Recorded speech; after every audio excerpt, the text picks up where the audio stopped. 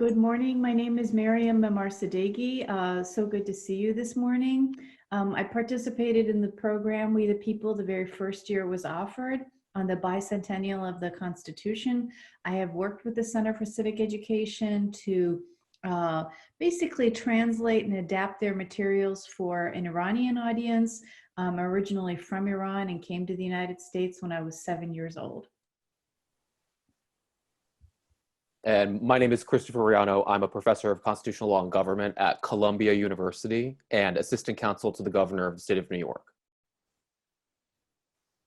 Hello, everyone. My name is Darcy Kern. I'm a professor of history at Southern Connecticut State University. And I also participated in the program when I was in high school. It's a great program. I'm glad you guys are here and I'm glad we're doing this. Great. Could you please introduce yourselves? Absolutely. I'm Robbie Turner. I intend to go to Georgetown College next year to study history. Good morning. I'm Eileen Liu, and I'm going to MIT to study math. Hi, I'm William Seitz, and I'm going to Milligan University to study mechanical engineering. And these are our teachers, wherever I may point, Miss Maddox and Miss Schaefer, and we're all very excited to be here today. Wonderful. I am going to read the question and then we're going to get started. Unit 1. What are the philosophical and historical foundations of the American political system? Aristotle asserts in Politics that it is not the form of government, ruled by the one, the few, or the many, that matters most, but rather the ends of government that are most important. Where in the Declaration of Independence and the Constitution did the framers set forth the ends of government? How did the framers differ, if at all, about how the ends of government should be prioritized? Which of the ends of government set forth in the Declaration and Constitution appear to have the highest priority today? Please begin. Thank you. More than 2,000 years ago, Aristotle argued that tyranny is a perversion, for tyranny is a kind of monarchy which has in view the interests of the monarch only, and no view for the common good of all. By this standard, King George III was a tyrant. Engulfed by 130 million pounds of debt accrued during the 7 Years' War, he raided his colonies for revenue. In partnership with Parliament, he taxed the colonists without their consent through military coercion, as he suspended colonial legislatures and limited representation, diverging from upholding a constitution aimed at the common advantage to establishing absolute tyranny over the colonies. He had broken Queen Elizabeth's promise to secure the rights of Englishmen for the colonists, and thus warranted the revolution sparked by the 56 signers of the Declaration of Independence. With just 7 words, the Declaration explicitly declared the primary ends of government to be preserving life, liberty, and the pursuit of happiness, or risk alteration or abolition by their citizens. Thomas Jefferson, with his so-called Committee of Five, featured 27 distinct grievances regarding British rule, a list which would come to shape much of the Constitution. Jefferson argued that these grievances, ranging from unfair admiralty courts to forced quartering of British soldiers, demonstrated Britain's abject failure to fulfill government's greatest duties: to protect the general welfare, to administer justice, and to promote the rights and freedoms of its citizens. If the king and parliament failed to perform those duties, Jefferson, echoing John Locke, asserted it was the right of the people to alter or abolish it, and to establish a new government better equipped to protect these fundamental rights.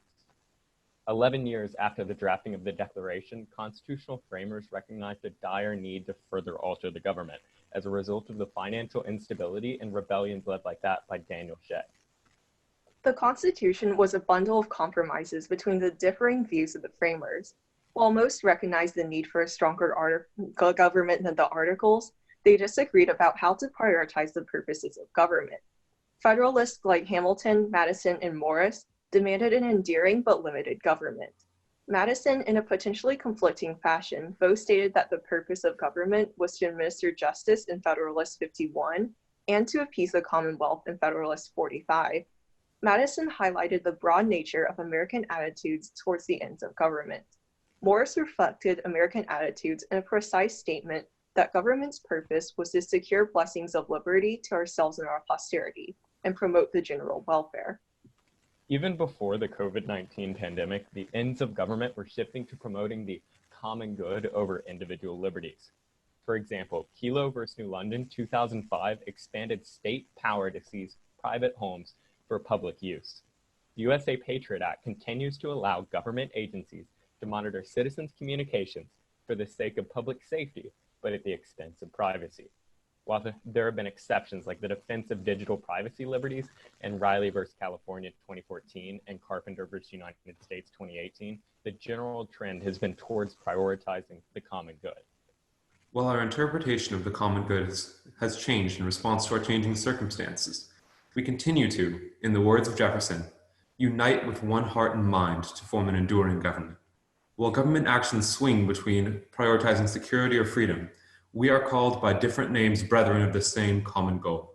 We are all Democrats. We are all Republicans. And as Benjamin Rush said with conviction after ratification, "'Tis done. We have created a nation." Thank you. We are ready for your questions. Thank you. Even before the COVID crisis, how do you think that we as a country were struggling with the idea of being one country, unified? How well were we agreeing on the ends of government? Media, social media, polarization. Could you speak to these issues? We've been agreeing on the ends of government extremely poorly for the past 10 years or so. There's been a disagreement largely stemming from socioeconomic causes, because the need that you have for government changes as you change levels in that socioeconomic stratus. And the richer people in the nation need the government for different reasons than the poorer do. And because of this, they're influencing the government for different reasons. And when social stratification and socioeconomic, not diversity, but when socioeconomic stratification is so far stretched, you see this kind of polarization. I definitely agree that we've been seeing an increase in partisanship in recent years, especially if we look at, for example, the presidential campaigns. We've seen like a large part of the candidates' speeches are attacking each other rather than talking about their own politics. However, I would also like to add that this isn't something that we haven't seen before in history. For example, if we look to, let's say, 1793, when there was the yellow fever epidemic, there was also great partisanship regarding that issue. For example, the Federalists believed the source of the fever was from outsiders, and they tried to close the ports, while the Democratic Republicans believed the source was from the inner cities. And they also tried attacking each other, saying that bloodletting was a Democratic Republican cure, while using stimulants was a Federalist cure. And our country has survived that, so I believe there's still hope for us now. And I believe that the people have ceded some power to the national government. Like, for example, the response to 9/11. The Patriot Act was a direct response to that. We also see the creation of the TSA, which only happens in airports, really, but it is an intrusion upon your privacy.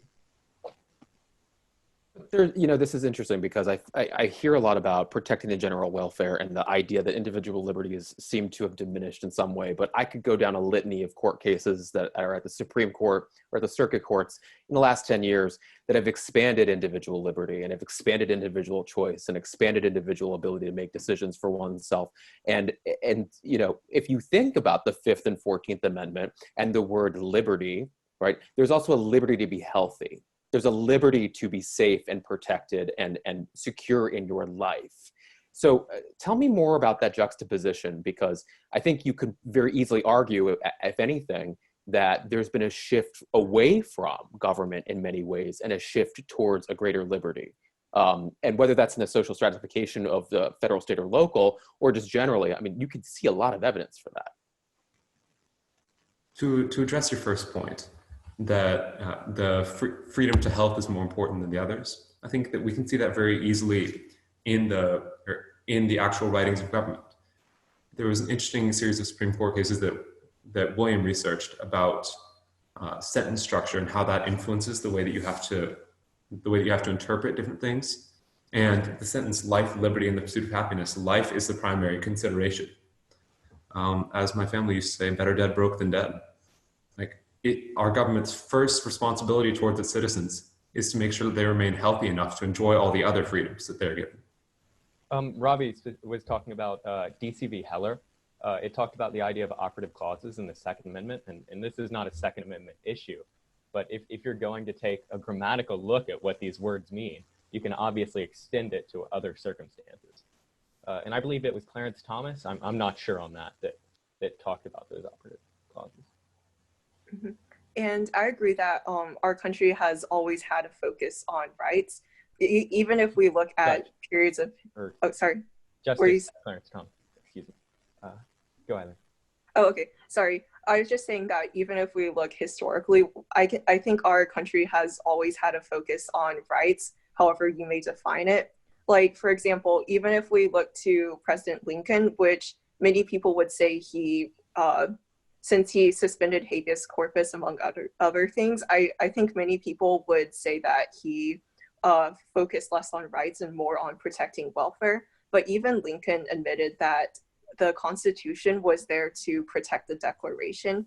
He actually compared it to a verse from Proverbs, and he said that the Declaration was like a picture of golden apples framed in the silver setting of the Constitution, and that we have the Constitution in order to protect what we espouse in the Declaration. I'm going to take the opposite position of my colleague, and the anti-federalists believe that we needed a Bill of Rights because power tends to accumulate, and we're assuming that politicians know what's best for us. So I'm curious, how can the people most effectively keep the government in check or hold it to the proper ends that it is intended to be, which is the common good, justice, the general welfare, et cetera? Well, for a long time, we thought media was a great way to hold feet to the fire, but in some cases, media causes or propagates false information, and sometimes that causes misplaced the misplaced general will of the people. It's a way to put it. The easiest way to ensure that doesn't happen is participation. The ability to vote, participate in government, assemble, and speak your mind freely about the government are the greatest tools the framers. Time. Thank you. May I finish my sentence? Those abilities are the greatest tool. Thank you. Those abilities are the greatest tool the framers gave us to resist the encroachment of government on civil liberties. They gave us this structure that allowed us to build programs like this one so that people would always stay informed and remember that they ultimately have the power to keep their own rights and to protect themselves. Fantastic. Well, thank you very much. You should be very proud. It was a pleasure to listen to you. I thought you were very deliberative, very thoughtful. You took in the questions. You were at the same time were well prepared. You knew the material very well. I think Unit 1, I'm not sure if you guys are also in other units or how you came to choose Unit 1 or how you were chosen for Unit 1, but I think it's a very special one. And when our country is going through such a major shift, every country in the world, really the world as a whole everybody comes back to Unit 1. You know, it's all about Unit 1. What does it mean? Why are we even one union? Why are we even together under this Constitution? So you guys, I think, I say this truly, I mean, you're privileged in that you've had in the last year this opportunity to really immerse yourselves in these philosophical and foundational ideas. If you feel really proud and special, it's because you should be. I mean, these are really, really important times that we're in, and the material that you've engaged with, you've given yourself to, is going to equip you to really lead and serve our country at a very important time.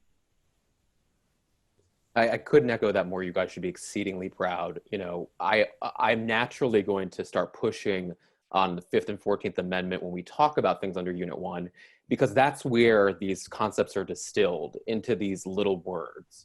And I absolutely love and welcome, and I wish we had more time to talk about the grammatical look at constitutional structure, because it's a disaster.